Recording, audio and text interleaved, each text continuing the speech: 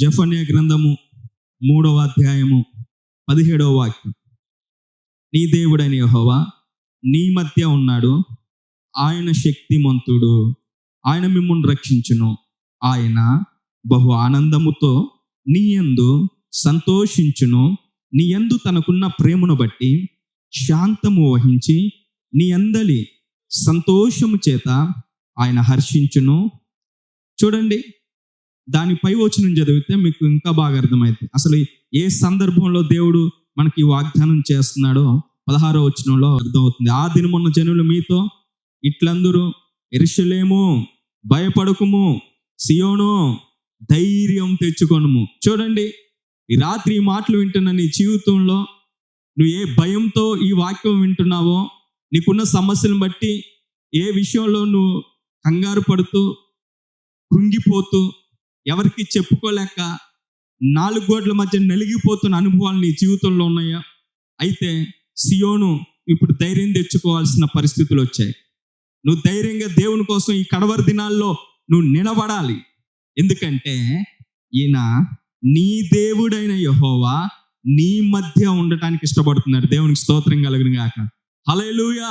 ఆయన ఎక్కడో పరలోకంలో ఉంటాడు, ఆయన ఎక్కడో పరిశుద్ధమైన స్థలంలో ఉంటాడు అని మనం కొన్ని సందర్భాల్లో వాక్యం చదువుకున్నప్పుడు ఆ దేవుడు పరలోకానికే పరిమితమై ఉన్న దేవుడేమో, మన దగ్గర ఉండడేమో అని అనుకుంటా ఉంటారు కొంతమంది. ఆయన పరిశుద్ధుడు గనుక పరిశుద్ధ స్థలముల్లో ఉండేవాడు. నేను పాపిని, నా దగ్గర కూడా ఉంటాడా అంటే ఈ వాక్యాన్ని బట్టి అయితే నీ దేవుడు అంట ఆయన. హల్లెలూయా. ఎవరైనా ఇక ఎవరికి వాళ్ళు అనుకోవాలి, నా దేవుడు నా మధ్య ఉన్నాడు, నా కుటుంబంలో ఉన్నాడు, నా గుండెల్లో ఉన్నాడు, నాతో ఉండే దేవుడని ఈ వాక్యాన్ని బట్టి నువ్వు ధైర్యం తెచ్చుకొని నిలబడు. నిన్ను దేవుడు నీకున్న బంధకాల నుంచి రక్షించడానికి ఇష్టపడుతున్నాడు. హల్లెలూయా. ఏ సమస్యల్లో ఉన్నా వాటన్నిటి నుంచి దేవుడు విడిపిస్తాడు. నీ దేవుడని యెహోవా నీ మధ్య ఉన్నాడు, ఆయన శక్తిమంతుడు అని వాక్యం సెలవిస్తా ఉంది. ఎవరైనా ఈ లోకంలో చాలా మంది శక్తి కలిగిన వాళ్ళు ఉన్నారని చెప్తా ఉంటారు, కానీ పరిస్థితుల్లో తారుమారైనప్పుడు నువ్వు ఎన్ని బంధకాల్లో ఉన్నా వాటన్నిటి నుంచి విడిపించగలిగిన దేవుడు నేను ప్రకటిస్తున్న నజరేయుడైన యేసుక్రీస్తు. హల్లెలూయా. ఎన్ని పరిస్థితులు వచ్చినా, ఇది అసాధ్యమన్న పరిస్థితులు, ఇది ఎవరి వల్ల కాదు, ఎంత డబ్బున్నోడి వల్ల కాదు అన్న పరిస్థితులు నీ జీవితంలో వచ్చినా ఆయన నీ మధ్య ఉండే దేవుడే కాదు, ఆయన శక్తిమంతుడు. నిన్ను ఎలా అయినా ఆ పరిస్థితుల నుంచి రక్షిస్తాడంట. ఆయన శక్తిమంతుడు. తర్వాత వాక్యం చదవండి, ఆయన మిమ్మల్ని రక్షించును, ఆయన బహు ఆనందంతో నీ యందు సంతోషించును, నీ యందు తనకున్న ప్రేమను బట్టి శాంతము వహిస్తాడంట. నీ యందు తనకున్న ప్రేమ. బా, ఎంత మంచి మాట ఇది. నీ మీద దేవునికి అపారమైన ప్రేమ. నీ ప్రేమలకు దూరం అయ్యి ఈ రాత్రి వాక్యం వింటున్నావేమో, ఎందు తనకున్న ప్రేమను బట్టి శాంతం వహిస్తాడంట.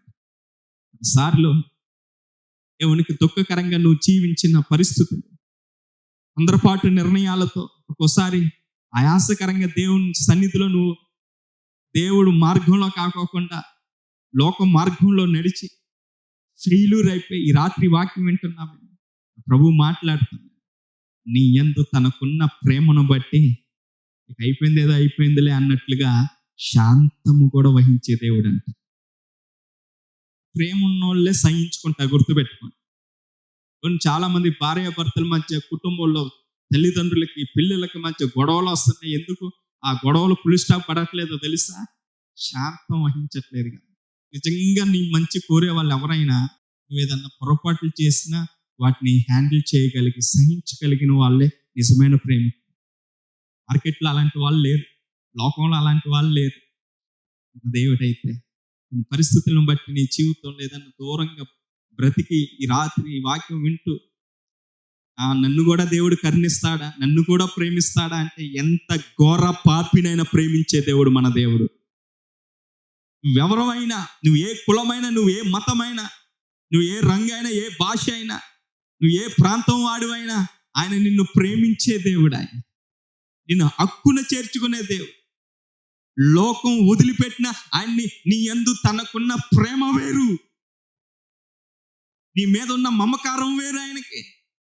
అందుకే ఒకవేళ కంటికి కన్ను పంటికి పన్ను అన్నట్లుగా పాత నిబంధనలో ఉన్నట్లుగా అయితే మన శవాలు శ్మశానంలో ఉండే ఇన్ని సంవత్సరాలు అయిపోయాయో మన పేరు మీద.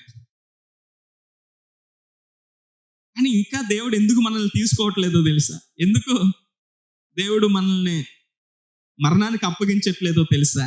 శాంతము వహిస్తాను. నీ యందు తనకున్న నీ మీద తనకున్న ప్రేమ అని ఉంది వాక్యం. మధ్య ఉండే దేవుడే కాదు, సహించుకునే దేవుడు. గొడవలు ఎందుకు వస్తున్నాయో తెలుసా? సహించుకోలేక వస్తుంది. అసలు మాటను అర్థం చేసుకోలేకపోతున్నారు. భార్య మాట భర్త, భర్త మాట భార్య, పిల్లల మాట తల్లిదండ్రుల మాట పిల్లలు అర్థం చేసుకుంటూ గొడవలే ఉండవు, సహించుకుంటే గొడవలే ఉండవు. నీసం క్షమాభిక్ష కూడా బెటరు, క్షమించరు. నా దేవుడేమో నువ్వు మరలా ఆయన దగ్గరకు వచ్చి నీ తప్పు తెలుసుకొని వస్తే నేను ఎంతగైనా నిన్ను హత్తుకోవటానికి ఇష్టపడుతున్నాడు. తప్పిపోయిన కుమారుడు తండ్రి యొద్దకు వచ్చినప్పుడు దూరమున్నప్పుడే చూశాడంట తండ్రి. వాడు ఇంకను దూరముగా ఉన్నప్పుడు తండ్రి పరిగెత్తుకుంటూ వచ్చి మెడ మీద పడి ముద్దు పెట్టుకొని నన్ను వాక్యం సెలవిస్తా ఉంది. ఆమేన్, హల్లెలూయా. యేసుక్రీస్తు ప్రభువారు ఆ సంఘటన చెప్తున్నప్పుడు ఒక తండ్రి కొడుకుల మధ్య ప్రేమ ఎలా ఉంటుందో అంతకంటే నా ప్రేమ ఉంటుందని చెప్పటానికి ఆయన అవమానం చెప్పాడు. శరీర సంబంధమైన తండ్రికే ఒక కొడుకు వెళ్ళి పందుల దగ్గర పొట్టు తినే పరిస్థితులు వచ్చి మరలా నా తండ్రి నాకు కావాలని వచ్చినప్పుడు మెడ మీద వాడికి ఎంత కంపుతో వచ్చాడో. పంది ఎక్కడ ఉంటుంది అసలు? పంది స్వభావం, పంది ఎక్కువ బురదలో ఉంటుంది. పందినంట మనం ఎంత కడిగినా తీసుకెళ్లి మానస సరోవరాల్లో శ్రేష్టమైన నీళ్ళు వాటర్ దగ్గర పెట్టినా అక్కడ కూడా బురదను ఎత్తుకుంటూ ఉంటుందంట పంది. కొంతమంది జీవితాలు అంతే. దేవుని సన్నిధికి వస్తారు, ఎంత వాక్యం విన్నా మళ్ళీ బురదను ఎత్తుక్కుంటారు. ఎన్నిసార్లు దేవుడు మాట్లాడినా మళ్ళీ పందిలాగా దొరులుతా ఉంటారు. ఈ పందిలాగా దొరులినోడు బురదతో వచ్చినోడిని దూరంగా చూసే తండ్రి పరిగెత్తుకుంటూ వచ్చి మళ్ళీ మెడ మీద ముద్దు పెట్టాడంటే ఎంత కంపు ఉంటుందో మెడ మీద, ఎంత బురద ఉందో. ఆ ప్రేమ ముందు అసహ్యం అనిపించదు. అక్కడ ఏదున్నా ప్రేమ ఉన్న వాళ్ళకి అంతే. హల్లెలూయా. స్నానం చేసినప్పుడు నేను తర్వాత ముద్దు పెట్టుకుంటా అన్నాడా?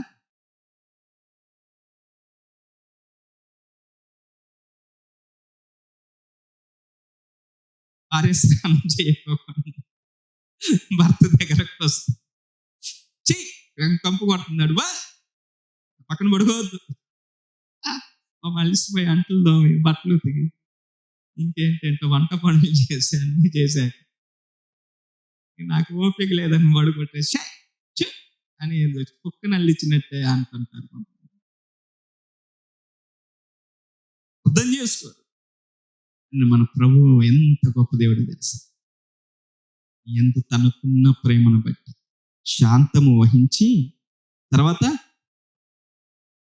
నీ అందరి సంతోషము చేత ఆయన హర్షిస్తాడంట. నీ మధ్య దేవుడు ఉన్నాడు, నీతో ఉండటానికి ఇష్టపడుతున్నాడు. ఆయన శక్తిమంతుడు, నిన్ను బట్టి ఆయన సంతోషపడుతున్నాడు. ఆయన సంతోషం 3 నెలల ముచ్చట్లాగే చేస్తావా, లేకపోతే జీవితాంతం దేవుడు సంతోషపడేటట్లుగా ఉంటావా? దేవుడు సంతోషపడుతున్నాడంటే నిన్ను అంగీకరించాడని అర్థం. ఆమేన్, హల్లెలూయా.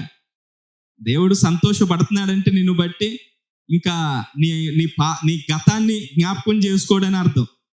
నీ పాత జీవితాన్ని జ్ఞాపకం చేసుకోవడని అర్థం. మళ్ళీ అప్పుడప్పుడు పాతవి తవ్వుతూ ఉంటారు కొంతమంది, అయిపోయిన వాటిని. అన్నీ అయిపోయాక కూడా మళ్ళీ గొడవ చేయటం కోసం అన్నీ తవ్వుతూ ఉంటారు. ఇప్పుడే నా దగ్గర ఎలా చేస్తున్నావు, ఇంతకుముందు నువ్వు ఇంకెంత చేసావో అనుకుంటారు. పాత జీవితాన్ని ఎప్పుడన్నా ప్రేమగా ఉన్నప్పుడు చెప్పుకున్నారనుకో, నేను ఒకప్పుడు అలా ఉండేదాన్ని, నేను అలా ఉండేవాడిని, మంచిగా ఉన్నప్పుడు చెప్పుకుంటారు, అప్పుడు బాగానే ఉంటుంది. కొన్ని రోజులకి తేడా వచ్చినప్పుడు వీళ్ళు అన్నీ తవ్వుతారు. పెద్ద ముదురు నేను ఏదో అనుకున్నా నువ్వు అప్పుడు చెప్పినప్పుడు నువ్వు అప్పుడు ఏమనలేదుగా, ఇప్పుడేంది ఆ సంగతి ఎత్తుతున్నావు? నేను నిన్ను నమ్మాను కాబట్టేగా నీకు అన్నీ చెప్పింది అంటే అప్పుడు ఏం చల్లదు. ఇంకా అర్థం చేసుకోరు. ఇక నువ్వు అలాంటి దానివి, నువ్వు అలాంటోడు అని తిట్టుకొని తర్వాత చివరికి కుటుంబాలు పగిలిపోయేటట్లు, కుటుంబాలు విడిపోయేటట్లుగా అయితే ప్రభు అంట నీ పాత పరిస్థితులన్నిటినీ జ్ఞాపకం చేసుకోనంట. హల్లెలూయా. ఎందుకో ఈరోజు మీ మీద ఆయనకి బాగా ప్రేమ కలిగింది, నీ మీద సంతోషపడుతున్నాడు, నీ మీద ఉన్న ప్రేమను బట్టి కొన్ని విషయాలను బట్టి శాంతపడుతున్నాడు. అంటే చూచున్నట్టుగా వదిలేస్తున్నాడు. ఇక్కడనైనా నువ్వు దేవుని కోసం నిలబడితే మాత్రం నీ మధ్య ఉన్నోడు మామూలోడు కాదు. చెప్పులు కొట్టి దేవుని నామమున మహిమపరుద్దాం. హల్లెలూయా. శక్తి కలిగిన కార్యాలు చేయగలిగిన వాడు ఆయన. అసాధ్యమైన వాటిని సాధ్యపరుస్తాడు. ఎర్ర సముద్రం లాంటి సమస్యలైనా పాయలు చేయగలడు, ఎరుకో గోడలనైనా పడగొట్టగలడు. దేవునికి స్తోత్రం కలుగునుగా. అనుకుంటున్నామేమో దేవుని దగ్గరకు వస్తున్నా, దేవుని సన్నిధికి వస్తున్నా, కానీ నాకు ఏం ఎదుగు బొదుగు లేదు, ఏం జరగట్లేదు, అసలు ఏం మేలు చూడలేకపోతున్నాను. నేను ఉపవాసాలు వేస్ట్, నేను గార్చిన కన్నీరు వేస్ట్ ఏం కాదు. ఓ రోజు వాటన్నిటిని దేవుడు బెస్ట్గా చేస్తాడు, వేస్ట్గా చేయడు. హల్లెలూయా. మొత్తం లెక్కలోకి తీసుకుంటాడు. నువ్వు కార్చిన ప్రతి కన్నీరు అంట ఆయన బుడ్డిలో దాచబడి ఉంటుందంట. ప్రకటన గ్రంథంలో ఉంటుంది. ప్రకటన గ్రంథం 21వ అధ్యాయం 3-4 వచనాలు. ఇదిగో దేవుని నివాసము మనుషులతో కూడా ఉన్నది. ఇగో మీ మధ్య ఉండటం అంటే ఏంటో తెలుసా? నీ కష్టాలు, నీ సంతోషాలు, నీ బాధలు అన్ని పంచుకోవటం. మందిరంలో వచ్చినంతసేపే నీవు నా దేవుడు అయ్యా, నువ్వు నా భర్తవయ్యా, నువ్వు నా ఫ్రెండు అయ్యా అంటారు. మళ్ళీ బయటికి వెళ్ళిన తర్వాత మళ్ళీ వేరే ఫ్రెండ్లు దొరుకుతారు. వాళ్ళతో అన్ని చట్టపట్టాలు వేసుకొని తిరుగుతారు. మళ్ళీ నష్టపోయి మళ్ళీ దేవుని దగ్గరకు వచ్చి, అయ్యో నువ్వే నా దేవుడు అన్నా, నువ్వే నా భర్త అన్నా, నువ్వే నా బంధువు అన్నా పాటలు పాడా, కానీ ఈరోజు నేను మోసపోయానయ్యా అని చెప్పి ఏడుస్తా ఉంటా. నువ్వు నిజంగా ఆయన్ని నువ్వు ఓన్ చేసుకుంటే, ఆయనే సర్వం అన్నట్లుగా బ్రతికితే ఇంకా నువ్వు లోకంలో మోసపోవు. దేవుని స్తోత్రం కలుగును గాక. లోకంలో మోసపోయే పరిస్థితులు నీ జీవితంలో రానివ్వడు. ఎందుకంటే నువ్వు ఆయనతో సహవాసం చేస్తున్నావు కాబట్టి. వారు ఆయన ప్రజలయ్యుందురు, దేవుడు తానే వారి దేవుడై ఉండి వారికి తోడై ఉండును. ప్రతి క్షణం నీకు తోడుగా ఉంటాయి. మనుషులు వదిలివేసిన ఆయన నీకు తోడుగా ఉంటాయి. ఎందుకంటే నీ మీద తనకున్న ప్రేమను బట్టి. నీ మీద దేవునికి ప్రేమ కలిగిందంట. హల్లెలూయా. సహజంగా సేవకులకి ఒక బాణి అలవాటు అయిపోయింది అనుకో, ఎప్పుడు చూసినా గద్దించే వాక్యం చెప్పే అలవాటైన సేవకుడు అనుకో, ప్రేమిస్తుందని చెప్పమన్నప్పుడు కూడా గద్దింపుతో ఉన్నట్టే చెప్తారు. కానీ నాకు ఈరోజు ఎందుకో మీ విషయంలో మాత్రం దేవుడు నీ యందు తనకున్న, అంతేనా, నీ యందు తనకున్న ప్రేమను బట్టి ఆయన ఏందో మరి ఏం చేయాలనుకుంటున్నాడో, ఏం ప్రార్థన చేసుకొని వచ్చారో, దేవుడు మిమ్మల్ని బాగా ప్రేమిస్తున్నాడు. దేవునికి స్తోత్రం కలుగును గాక. మీకు తోడుగా ఉంటాడంట. హల్లెలూయా. ధైర్యం కలిగి సాగిపోండి, సియోను ధైర్యం తెచ్చుకో, భయపడకము అని 16వ వచనంలో చదువుకున్నాక జెఫన్యా 3:16 ధైర్యం తెచ్చుకోండి. ఇక దేవుడు నీకు తోడుగా నడవబోతున్నాడు. నీ కష్టాల్లో దేవుడు నడవబోతున్నాడు. నీ ఒంటరితనంలో దేవుడు నడవబోతున్నాడు. నీ ఆర్థిక పరిస్థితుల్లో దేవుడు నడవబోతున్నాడు.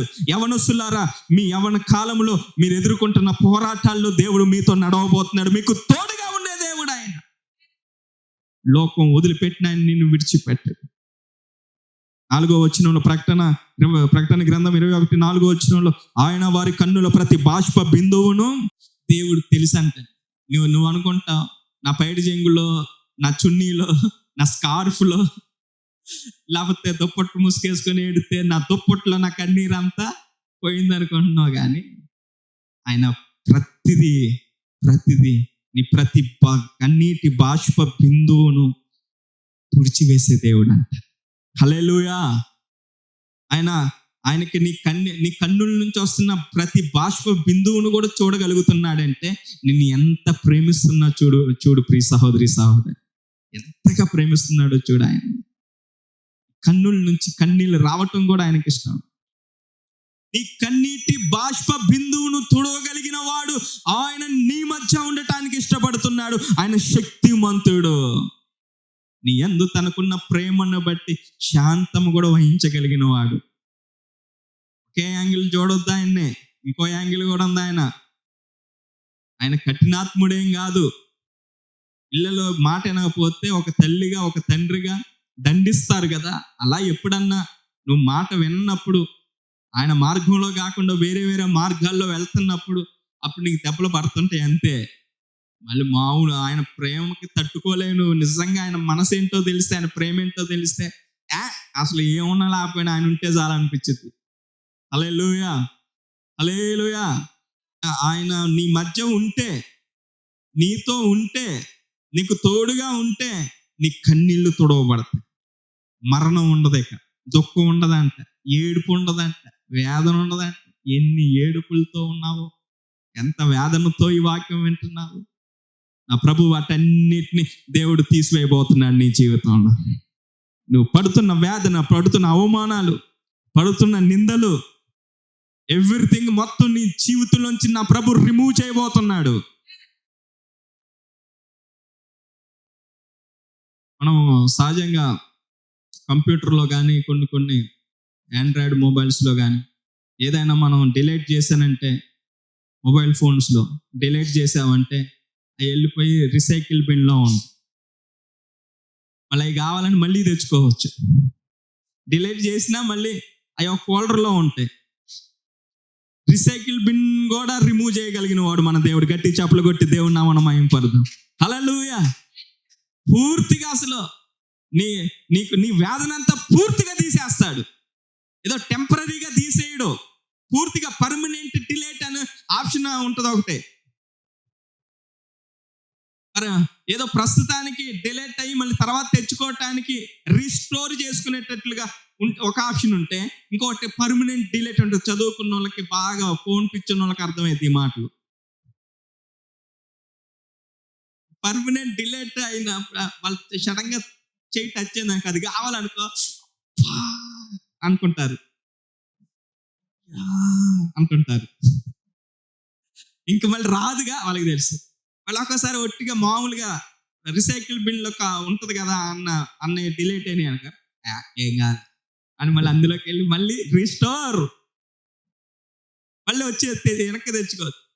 నీ వేదన, నీ భయము, నీకున్న ఆందోళన నా ప్రభు టెంపరీగా కాదు రిమూవ్ చేసేది, పర్మనెంట్గా నీ జీవితంలో ఆ కన్నీరు ఉండనివ్వకుండా తీసివేయగలదు. గట్టి చప్పలు కొట్టి దేవుని నామమున మహిమపరచు. హల్లెలూయా. నీ కుటుంబంలో ఇలాంటి కార్యాలు చేయాలంటే గలతీయులకు రాసిన పత్రిక 1వ అధ్యాయం 16వ వచనంలో ఉన్నట్లుగా నీవు దేవుని గురించి చెప్పే బిడ్డగా నువ్వు ఉండాలి. ఆయనను నా యందు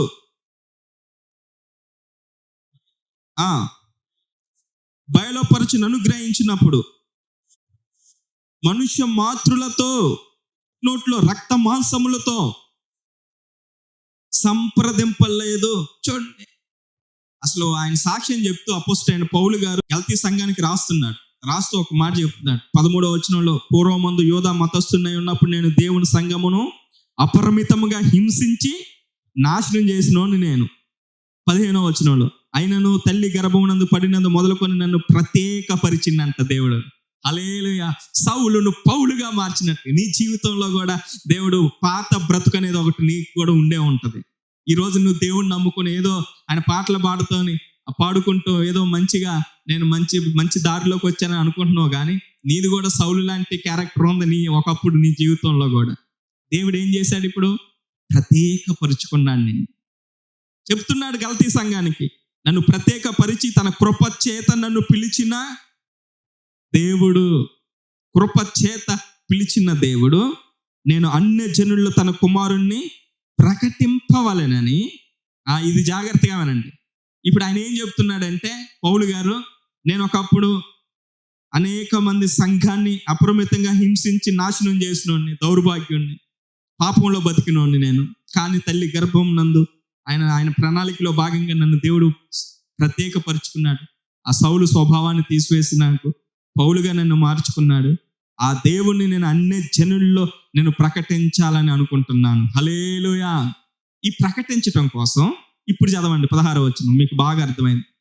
ఆయనను నా యందు బయలుపరచి అనుగ్రహించినప్పుడు మనుష్య మాత్రలతో నేను సంప్రదింపలేదు.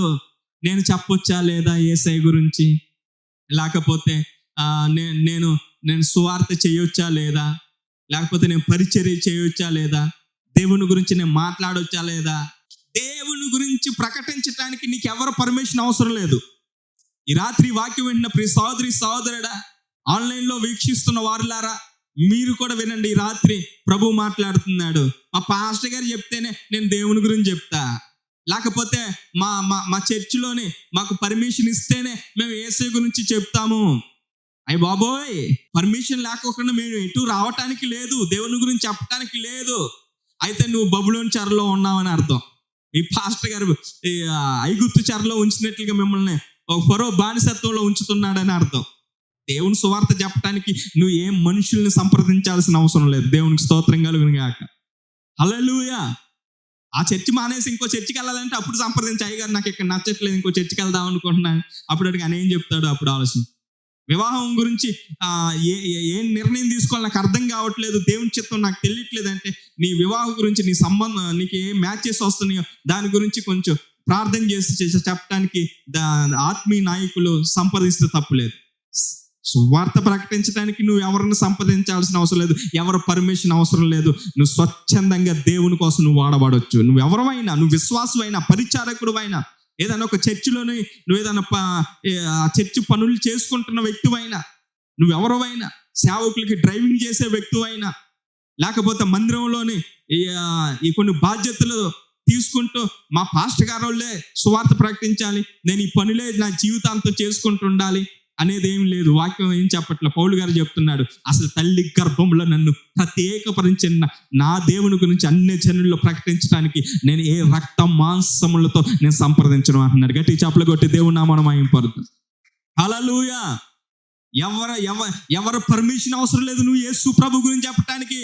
ఎందుకంటే ఎవరు నీ కోసం ప్రాణం పెట్టలే, రక్తం కార్చలేదు. నీ కోసం ప్రాణం పెట్టిన ఆయన గురించి చెప్పడం కోసం నువ్వు నిర్మోహమాటంగా నువ్వు ఎక్కడికైనా వెళ్ళొచ్చు, ఏ ప్రాంతానికైనా వెళ్ళొచ్చు, ఎవరికైనా నువ్వు సువార్త చెప్పొచ్చు. హల్లెలూయా. మాత్రం సామెతల గ్రంథం 24వ అధ్యాయం 6వ వచనంలో ఉన్నట్లుగా వెళ్ళాలి. వివేకము గల నాయకుడవై యుద్ధము చేయుము, ఆలోచన చెప్పువారు అనేకులుండుట రక్షణకరమని వాక్యం సెలవిస్తా ఉంది. నువ్వు చెప్పొచ్చు, పౌలు గారి లాగా నువ్వు సువార్త చేయొచ్చు, కానీ ఒక కండిషన్, వివేకం కలిగి నువ్వు యుద్ధం చేయాలి. నాకు ఎవరి సలహాలు అవసరం లేదని చెప్పి నీకు నువ్వుగానే ఏది చేయొద్దు. మళ్ళీ ఇలా అలా చెప్పారు, మళ్ళీ ఇలా చెప్తున్నానంటే, అవును దేవుని వాక్యం చెప్తా ఉంది. సువార్త చెప్పడానికి నీకేం అబ్జెక్షన్స్ లేవు, కానీ నువ్వు ఎక్కడికి వెళ్ళినా వివేకం కలిగి యుద్ధం చేయాలి. ఇది ఒక యుద్ధం, సాతానుతో యుద్ధమే. నువ్వు దేవుని కోసం వాడబడేటప్పుడు, దేవుని పనిలో నువ్వు ముందుకెళ్ళేటప్పుడు, నువ్వు సాతానుతోనే. మనం పోరాడున్నది మనుషులతో కాదు. ఎక్కడ ఉంటుంది ఆ వాక్యం? ఎఫెసీయులకు రాసిన పత్రిక 6:12. మనం పోరాడినది శరీరులతో కాదు, ప్రధానులతో, అధికారులతో, ప్రస్తుత అంధకార సంబంధులకు, లోకనాథులతో, ఆకాశ మండలమందు ఉన్న దురాత్మల సమూహములతో పోరాడుచున్నామని వాక్యం సెలవిస్తాం. అందుకే ఇప్పుడు దురాత్మలతో పోరాటం చేయాలంటే రోజంతా సినిమా చూసి వెళ్ళి యేసు నామములో వెళ్తావా లేదా దెయ్యమా అంటే అది వెళ్ళిద్ది, కానీ నీకు వచ్చింది, నీ మీదకి వచ్చింది, రివర్స్ అయిపోద్ది. ఎందుకు? ఈ వివేకం లేకుండా యుద్ధం చేస్తుంది. పోరాడునేది మనుషులతో కాదు, గుర్తుపెట్టి. వివేకం గల నాయకుడు యుద్ధం చేయ. అందుకే ఆత్మీయంగా ఎదిగిన వారి యొక్క ఆలోచన తీసుకో. నువ్వు ఎక్కడికి వెళ్ళినా, నువ్వు ఏ పని చేసి, నీకంటూ నీ మంచి కోరే ఆత్మీయులు ఉండాలి నీకు. ఆమేన్. హల్లెలూయా. మరి నీకు చెప్తారు, నీ కోసం ప్రార్థన చేస్తారు. నువ్వు కొన్ని భయంకరమైన స్థలాలకి నువ్వు వెళ్తున్నప్పుడు, నువ్వు చాలా పెద్ద పోరాటంలో నువ్వు ఉన్నప్పుడు, నీ వెనకాల ఒక ప్రేయర్ సపోర్ట్ ఉండాలి కంపల్సరీ. ఆలోచన చెప్పే వాళ్ళు ఉన్నారు. నాకు నేనే అని చెప్పి ఎవరికి వాళ్ళుగా నాకు ఇంకెవరు చెప్పాల్సిన అవసరం లేదు అని చెప్పి ముందుగా నువ్వు వెళ్ళావు అనుకో, వివేకము గల నాయకుడు యుద్ధం చేయము అని వాక్యం సెలవిస్తా ఉంటే నువ్వు వివేకం లేకుండా వెళ్ళిపోతే అట్టులోడ తీసి కొడతారు నేను. అయితే అదే జరుగుతుంది.